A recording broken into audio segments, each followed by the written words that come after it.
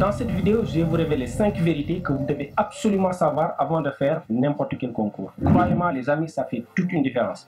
Je vous demande donc de vous poser, de prendre un carnet et de noter ces 5 vérités. Car si vous ignorez l'une de ces 5 vérités, il vous sera pratiquement impossible de réussir n'importe quel concours. Cette vidéo m'a pris beaucoup de temps à moi et à mon équipe. On l'a fournie gratuitement sur notre chaîne et on vous serait donc extrêmement reconnaissant si vous pouvez prendre le temps maintenant de mettre un like afin de recommander notre vidéo via l'algorithme YouTube, mais aussi pour nous encourager à faire d'autres vidéos de ce genre. Sans plus tarder,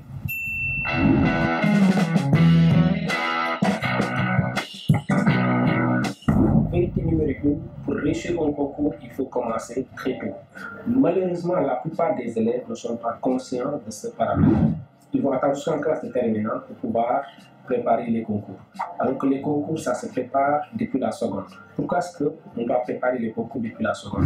Parce que les critères d'admission pour la plupart des écoles, que ce soit l'école polytechnique de Thiès, que ce soit l'école supérieure polytechnique de Dakar, que ce soit l'ENSA, bref, dans toutes les écoles, à l'exception de l'école militaire de santé, les critères de choix reposent sur 3 paramètres. Le premier paramètre, ça va être les bulletins de notes, donc la moyenne semestrielle. Le deuxième paramètre sera la note obtenue lors du test d'entrée. Et le troisième paramètre, ça va être la mention obtenue au bac.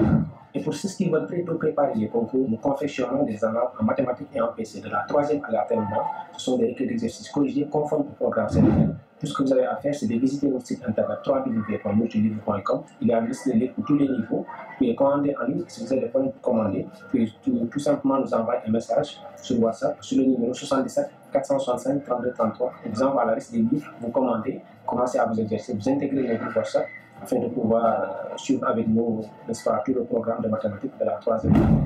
Vérité numéro 2, les personnes qui réussissent les concours ne sont pas les personnes les plus intelligentes, ce sont ceux qui travaillent. Je me rappelle quand j'étais à Polytechnique, nous avions un camarade de promo qui ne faisait que poser des questions débiles. Vraiment, le mec, il avait des problèmes pour comprendre le cours, comprendre les exercices, etc. Donc, ce qu'il faisait, il se pointait tous les jours en classe, il s'asseyait à la première place, il ne faisait que poser des questions débiles. Une question débile après une autre.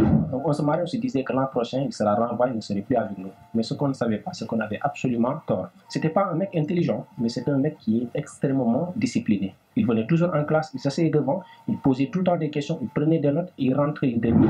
A contrario, quand j'étais au lycée, nous avions un camarade de classe qui était extrêmement brillant. Mais ce n'était pas quelqu'un de discipliné. Il était intelligent, il comprenait toutes les choses en classe, mais il ne venait pas régulièrement au cours. À la fin de l'année, il a repris la classe. Il ne venait pas au cours, il ne se prenait pas au sérieux. Bien vrai qu'il soit intelligent. En fait, on vous a menti.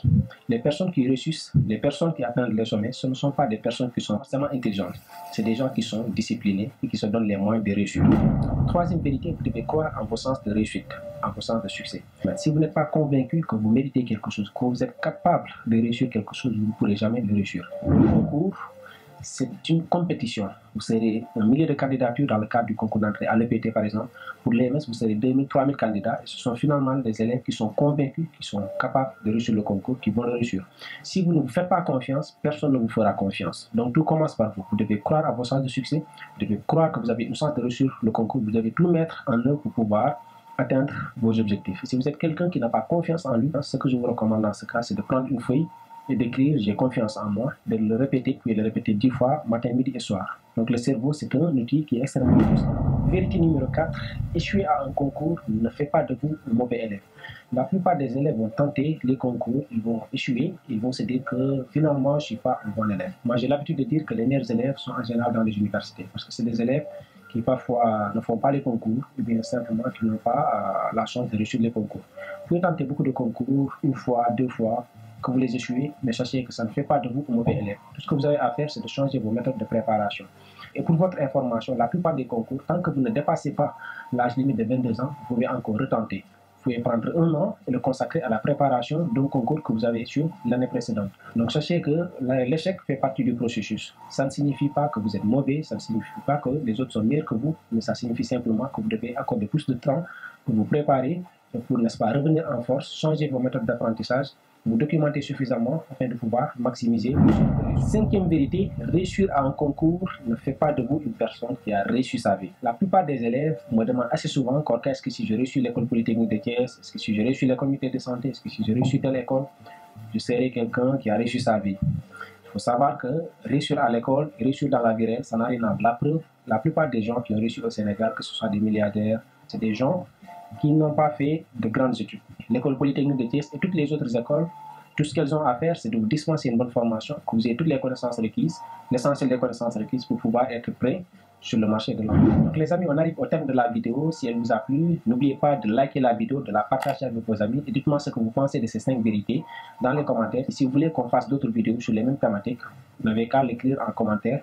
On prendra le temps avec mon équipe de vous faire une vidéo sur la thématique qui sera le plus likée. N'oubliez pas de vous abonner à notre chaîne et d'activer la cloche de notification afin de ne rater aucune de nos vidéos. Je vous donne rendez-vous à très bientôt pour une autre thématique. Allez, ciao!